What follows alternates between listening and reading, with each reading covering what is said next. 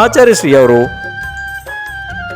ಕರ್ತೃಕರ್ಮ ಅಧಿಕಾರದ ಗಾಥಾ ಸಂಖ್ಯೆ 105 ಹೇಳುತ್ತಾರೆ, ಕೇಳಿರಿ. ಜೀವಮ್ಮಿ ಹೇದು ಭೂದೆ ಬಂದ ಸಾಧು ಪಸಿದೂಣ ಪರಿಣಾಮಂ ಜೀವೇಣ ಕದ ಕಮ್ಮಂ ಬಣ್ಣದಿ ಉವಯಾರ ಮತ್ತೇನ. ಈಗ ಹಾಗಿದ್ರೆ ಗಾಥೆಯ ಅರ್ಥವನ್ನು ಹೇಳುತ್ತಾರೆ, ಕೇಳಿರಿ. ಜೀವನಿಗೆ ನಿಮಿತ್ತ ರೂಪವಿರುವುದರಿಂದ ಕರ್ಮ ಬಂಧದ ಪರಿಣಾಮವಾಗುತ್ತಿರುವುದನ್ನು ನೋಡಿ ಜೀವನಿಂದ ಕರ್ಮವು ಮಾಡಲ್ಪಟ್ಟಿತು, ಈ ರೀತಿ ಉಪಚಾರದಿಂದ ಅನ್ನಲ್ಪಡುತ್ತದೆ. ಆಚಾರ್ಯ ಶ್ರೀ ಕುಂದಕುಂದರು ಕರ್ತೃಕರ್ಮ ಅಧಿಕಾರದ ಗಾಥಾ ಸಂಖ್ಯೆ 106 ಹೇಳುತ್ತಾರೆ, ಕೇಳಿರಿ.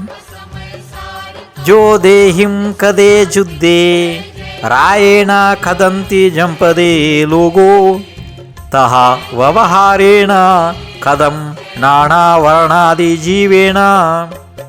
ಈಗ ಈ ಗಾಥೆಯ ಅರ್ಥವನ್ನು ಹೇಳುತ್ತಾರೆ. ಹೇಗೆ ಸೈನಿಕರ ಮುಖಾಂತರ ಯುದ್ಧ ಮಾಡಿದ ಮೇಲೆ ಜನರು ಹೀಗೆ ಅನ್ನುತ್ತಾರೆ, ರಾಜನು ಯುದ್ಧ ಮಾಡಿದನು. ವ್ಯವಹಾರದಿಂದ ಹೀಗೆ ಅನ್ನುತ್ತಾರೆ. ಅದೇ ಪ್ರಕಾರ ಜ್ಞಾನಾವರಣ ಆದಿ ಕರ್ಮಗಳನ್ನು ಜೀವನಿಂದ ಮಾಡಲ್ಪಟ್ಟಿತು, ಹೀಗೆ ಅನ್ನುವುದು ವ್ಯವಹಾರ ಇದೆ. ಆಚಾರ್ಯ ಶ್ರೀ ಕುಂದಕುಂದರು ಸಮಯ ಸಾರದ ಕರ್ತೃಕರ್ಮ ಅಧಿಕಾರದ ಗಾಥಾ ಸಂಖ್ಯೆ 117 ಹೇಳುತ್ತಾರೆ, ಕೇಳಿರಿ. ಉಪಾದೇದಿ ಕರೇದಿ ಯಾ ಬಂಧದಿ ಪರಿಣಾಮ ಏದೇ ಗಿಣ್ಣದಿ ಆದಾ ಪೊಗ್ಗಲದವ್ವಂ ವ್ಯವಹಾರ ನಯಸ್ಸ ವತ್ತಂವಾ. ಈಗ ಈ ಗಾಥೆಯ ಅರ್ಥವನ್ನು ಹೇಳುತ್ತಾರೆ, ಕೇಳಿರಿ.